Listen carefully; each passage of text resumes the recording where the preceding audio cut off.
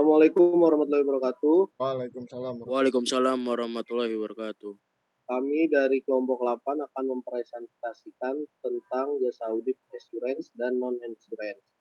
Dan kami kelompok 8 terdiri dari 3 orang, yaitu ada Jihad Sabilillah Sidik dengan NPM 1212019-036, Mahmubi Rahman 1212019-043, dan Ruslan Abdul Ghani 1212019-072. Next. Jasa audit assurance dan non-assurance. Jasa assurance adalah jasa profesional independen yang meningkatkan kualitas informasi bagi para pengambil keputusan. Jasa semacam ini dianggap penting karena si penyedia jasa assurance itu independen dan dianggap tidak bias berkenaan dengan informasi yang diperiksa. Individu-individu yang bertanggung jawab membuat keputusan bisnis memerlukan jasa assurance untuk membantu meningkatkan keandalan dan relevansi informasi yang digunakan sebagai dasar keputusannya. Jasa atestasi. Yang pertama ada audit atas laporan keuangan histori. Kedua, atestasi mengenai pengendalian internal atas laporan keuangan. 3, review laporan keuangan historis. 4, jasa atestasi mengenai teknologi informasi. 5, jasa atestasi lain yang dapat diterapkan pada berbagai permasalahan.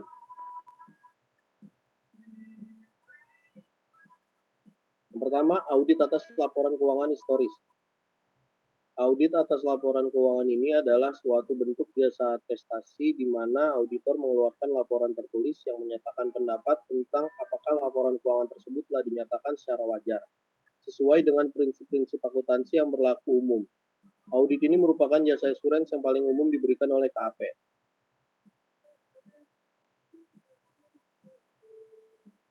Yang kedua, atestasi mengenai pengendalian internal atas laporan keuangan. Di Amerika Serikat, untuk sebuah atestasi mengenai pengendalian internal atas laporan keuangan, manajemen menegaskan bahwa pengendalian internal telah dikembangkan dan diimplementasikan mengikuti kriteria yang sudah mapan. Pasal 404 dalam Sarbanes-Oxley Act mewajibkan perusahaan-perusahaan terbuka melaporkan penilaian manajemen atas efektivitas pengendalian internal. Next. Review laporan keuangan historis. Manajemen menegaskan bahwa laporan tersebut telah dinyatakan secara wajar sesuai dengan prinsip-prinsip akuntansi yang berlaku umum. Sama seperti audit, akuntan publik hanya diberikan tingkat kepastian yang moderat atau sedang terhadap review atas laporan keuangan jika dibandingkan dengan tingkat kepastian yang tinggi untuk audit, sehingga lebih sedikit bukti yang diperlukan. Next. Jasa atestasi mengenai teknologi informasi. Manajemen mengeluarkan berbagai asersi tentang reliabilitas dan keamanan informasi elektronik. Pertumbuhan teknologi internet dan perdagangan elektronik atau e-commerce telah menciptakan permintaan akan jenis-jenis assurance ini. Banyak fungsi bisnis seperti pemesanan dan pembayaran sekarang dilakukan melalui internet atau secara langsung antar komputer dengan menggunakan Electronic Data Interchange atau EDI. Selanjutnya akan dibacakan oleh teman saya, Mahmubi Rahman. Terima kasih sebelumnya, Ruslan Abdul Ghani. Saya lanjut baca yang kelima, jasa atestasi lain yang dapat diterapkan pada berbagai permasalahan. Akuntan publik memberikan banyak jasa atestasi lainnya yang kebanyakan merupakan perluasan alami dari audit atas laporan keuangan historis. Karena pemakai menginginkan kepastian yang independen menyangkut jenis-jenis informasi lainnya.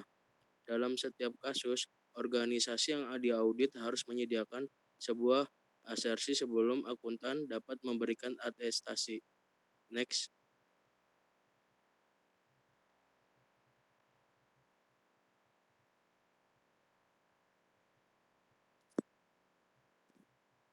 Prinsip-prinsip jasa Webstrus dan Sistrus. Prinsip-prinsip jasa Webstrus dan Sistrus. Prinsip-prinsip terus, uraian kepastian atau asuransi. Privasi online memberikan jaminan bahwa sistem melindungi privasi informasi.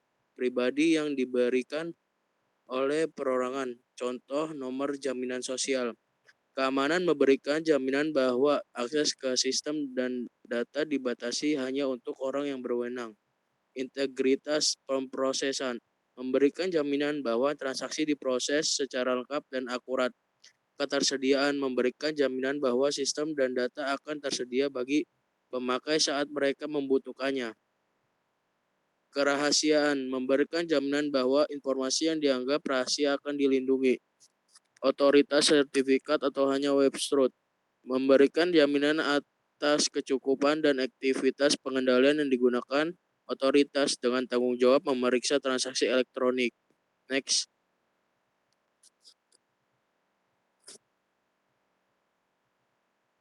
Jasa asurans lainnya. Jasa asurans lainnya itu pengendalian atas risiko yang berhubungan dengan investasi mencakup kebijakan yang menyangkut dengan derivatif, yaitu aktivitas jasa menilai proses dalam praktek investasi perusahaan untuk mengidentifikasi dan menentukan efektivitas proses tersebut. Yang kedua itu mystery shopping jasa asuransi lainnya. Nah, aktivitas jasa yang kedua itu melakukan pembelian secara anonim untuk menilai upaya tenaga penjualan yang terhadap dengan pelanggan dan prosedur yang mereka ikuti. Lalu ada penilaian risiko pengumpulan, pendistribusian, dan penyimpanan informasi digital. Menilai risiko keamanan dan pengendalian yang berkaitan dengan data elektronik mencakup memadainya penyimpanan pendukung dan di luar lokasi. Yaitu yang keempat, penilaian risiko kecurangan dan tindakan ilegal. Membuat profil risiko kecurangan dan menilai kecukupan sistem dan kebijakan perusahaan dalam mencegah serta mendeteksi kecurangan dan tindakan ilegal. Yang kelima, kepatuhan pada kebijakan dan prosedur perdagangan. Menelaah transaksi antara rekanan dagang untuk meyakinkan bahwa transaksi tersebut sesuai dengan perjanjian, mengidentifikasi risiko dalam perjanjian. Lalu ada kebutuhan pada perjanjian royalti hiburan, menilai apakah royalti yang dibayarkan kepada seniman, pengarang, dan lainnya sesuai dengan perjanjian royalti. Lalu ada sertifikat ISO 9000, membuat sertifikasi yang menyatakan bahwa perusahaan telah memenuhi standar pengendalian mutu ISO 9000 yang membantu produk perusahaan bermutu tinggi. Yang terakhir itu audit lingkungan, menilai apakah kebijakan dan praktik perusahaan memastikan bahwa perusahaan tersebut memenuhi standar dan hukum lingkungan. Next.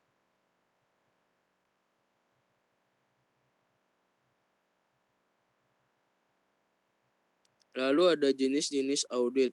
Jenis auditnya itu ada audit operasional, lalu audit ketaatan, lalu ada audit keuangan, laporan. Nah, di sini ada contohnya itu mengevaluasi apakah pemrosesan gaji yang terkomputerisasi untuk perusahaan dalam beroperasi efektif dan efisien. Lalu ada informasi gaji, jumlah catatan gaji yang diproses anak dalam 1 bulan secara departemen dan kesalahan yang terjadi. Lalu ada kriteria yang ditetapkan standar perusahaan untuk biaya efisien dan efektivitas jumlah departemen penggajian. Lalu ada bukti-bukti transaksi ini untuk lapiran kesalahan untuk gaji dan pemrosesan. Lalu ada yang catatan biaya, lalu menentukan apakah persyaratan bank untuk perpanjang pinjaman telah terpenuhi. Lalu ada catatan perusahaan. Kriteria yang ditetapkan itu ada ketentuan perjanjian pinjaman. Lalu ada bukti-bukti tersedianya itu laporan keuangan, perhitungan oleh auditor dan perhitungan oleh auditor. Lalu ada laporan audit tahunan atas laporan keuangan, di mana informasi laporan keuangan, kriteria yang ditetapkan itu prinsip-prinsip akuntan yang berlaku umum. Lalu ada bukti tersedianya itu dokumen catatan dan sumber-sumber dari luar. Next. Di sini ada jenis-jenis auditor. Pembahasannya itu pertama ada auditor Badan Akuntabilitas Pemerintah, yang kedua ada auditor internal. Next.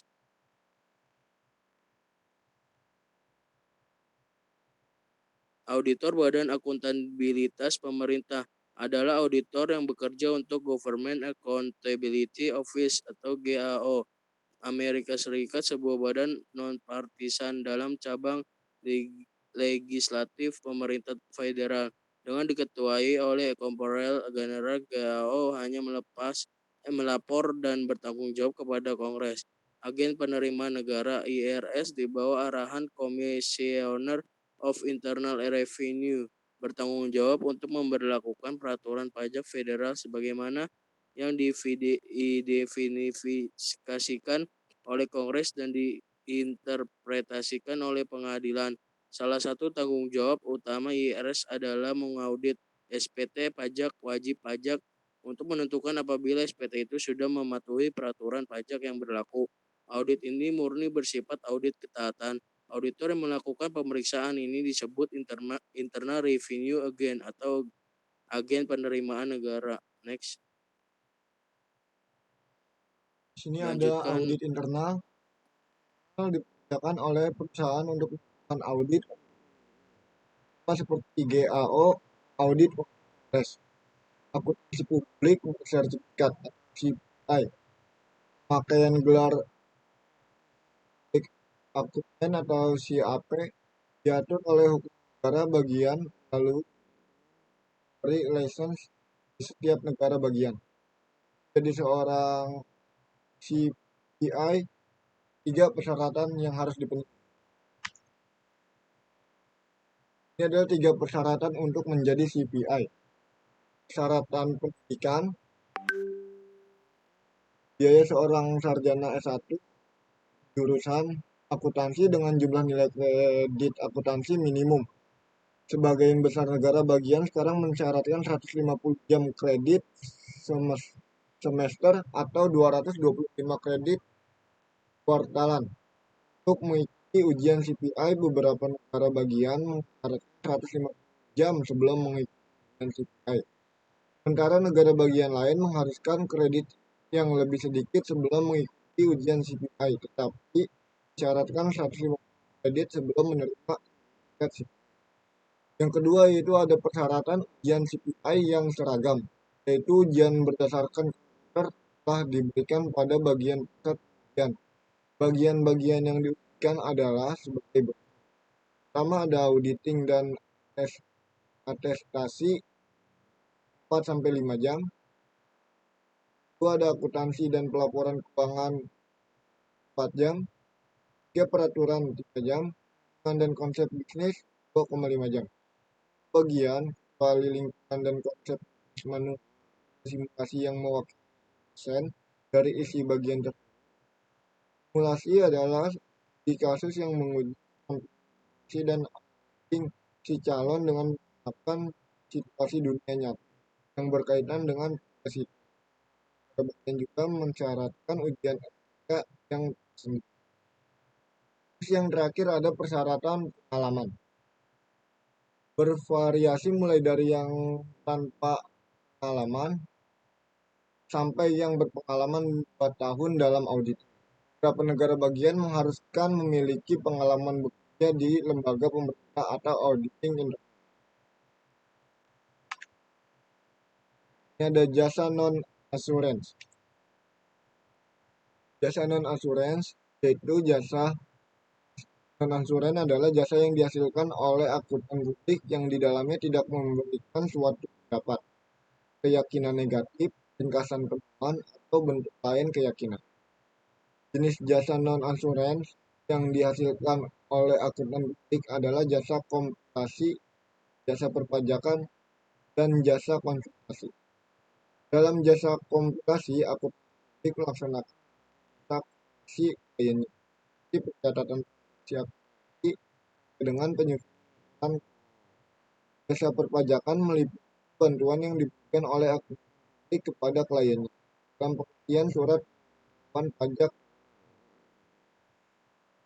penghasilan, perencanaan pajak, dan tidak mewakili kliennya dalam menghadapi masalah jasa konsultasi diatur dalam standar jasa konsultasi. Di sini ada jasa konsultasi dapat meliputi jasa-jasa berikut ini. Ada 6, yaitu konsultasi atau consultation. Ada jasa pemberian saran profesional atau advisory service. Ada jasa investasi. Ada jasa transaksi. Kelima ada jasa penyediaan staf dan jasa pendukung lainnya. Yang terakhir ada jasa Mungkin cukup sekian presentasi yang bisa kelompok kami sampaikan, kurang lebihnya mohon maaf. Dan di sini ada pertanyaan yang sudah kita rangkum dari teman-teman kelas. Di sini ada pertanyaan yang kita akan bacakan satu. Mulai dari pertanyaan kelompok 1, yaitu jelaskan hubungan dasar pemilik dan manajer untuk membantu dalam memahami perusahaan untuk auditing. Yaitu model prinsipal gen merupakan alat konseptual yang bermanfaat dan dapat dikembangkan dalam hubungan kontrak pekerjaan yang lebih kompleks antara prinsipal dan agen. Dan konsep ini juga bisa diterapkan pada jenis hubungan lain yang ada dalam suatu aktivitas. Nah, bagaimana jam dana dan menggunakan secara tidak tepat. Satu cara adalah dengan menempatkan perjanjian terbatas dalam hal perjanjian utang yang harus dimiliki oleh entitas dan hal ini akan meningkatkan permintaan auditing atas informasi yang dihasilkan oleh manajemen. Itu jawaban. Terus di sini ada pertanyaan dari kelompok 2. Itu pertanyaannya, apa saja 3 konsep fundamental pelaksanaan audit laporan keuangan? Jawabannya itu detail konseptual dan prosedural dari laporan audit keuangan dibangun dari 3 konsep fundamental, yaitu ada materialitas, itu ada resiko audit, yang ketiga ada bukti terkait dengan aserasi laporan keuangan. Penilaian resiko audit dapat materialitas mempengaruhi sifat, waktu, dan luas pekerjaan audit yang akan dilaksanakan atau disebut sebagai ruang lingkup audit. Dan di sini ada pertanyaan kelompok 3.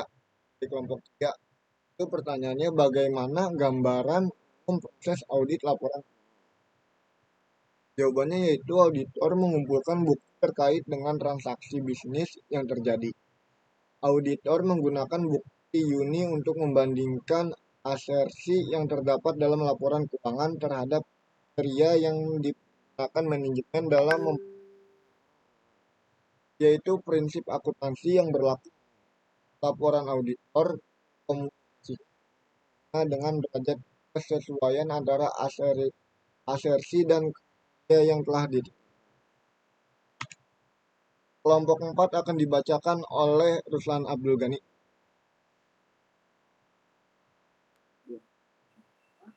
Nah, apa saja jasa non-insurance yang dihasilkan oleh akuntan publik? Jenis jasa non-insurance yang dihasilkan oleh akuntan publik adalah jasa kompilasi, jasa perpajakan, jasa konsultasi. Dalam jasa kompilasi, akuntan publik melaksanakan berbagai jasa akuntansi kliennya, seperti pencatatan transaksi akuntansi sampai dengan penyusunan laporan keuangan.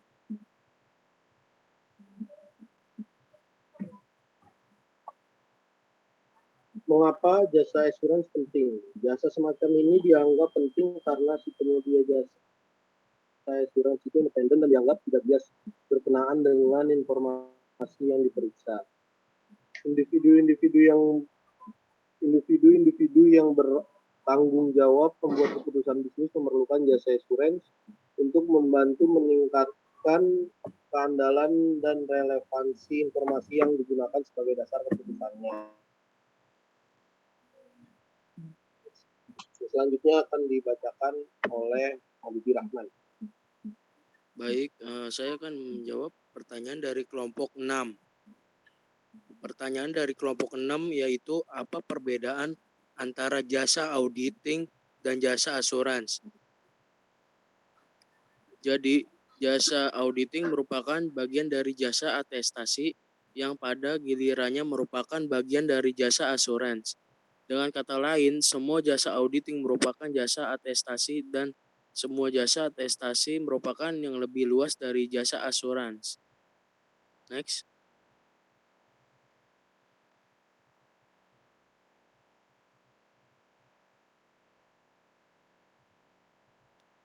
Lalu, saya akan menjawab pertanyaan dari kelompok 7. Pertanyaan dari kelompok 7 yaitu apa saja persyaratan dalam penugasan kompilasi. Jawabannya itu yang pertama, menetapkan pemahaman dengan klien mengenai jenis dan batasan dari jasa yang akan disediakan dari deskripsi dari laporan jika laporan diterbitkan. Yang kedua, memiliki pengetahuan mengenai prinsip-prinsip akuntansi dan praktik industri klien. Yang ketiga, mengetahui klien mencakup sifat dari transaksi bisnisnya, catatan akuntansi, dan isi dari laporan keuangan. 4. Mengajukan pertanyaan untuk menentukan apakah informasi klien memuaskan. 5. Membaca laporan keuangan yang dikompilasi dan waspada akan adanya perhitungan yang nyata atau kesalahan dalam aritmatika dengan prinsip-prinsip akuntansi yang berterima umum. Next.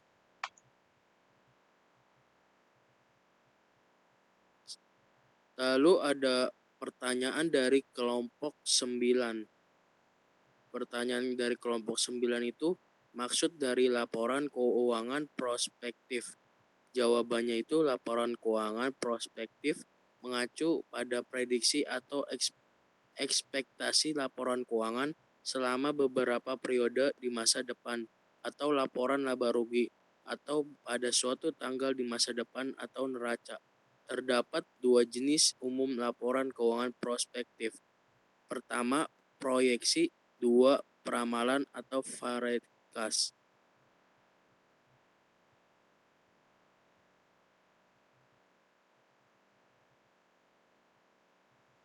Next. Sekian dari kelompok kami. Kurangnya lebihnya mohon maaf. Kalau ada kata-kata salah, mohon dibukakan pintu maaf. Wabillahi taufiq wal hidayah. Wassalamualaikum warahmatullahi wabarakatuh.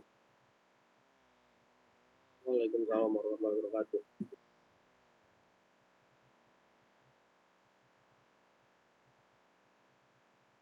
Udah deh.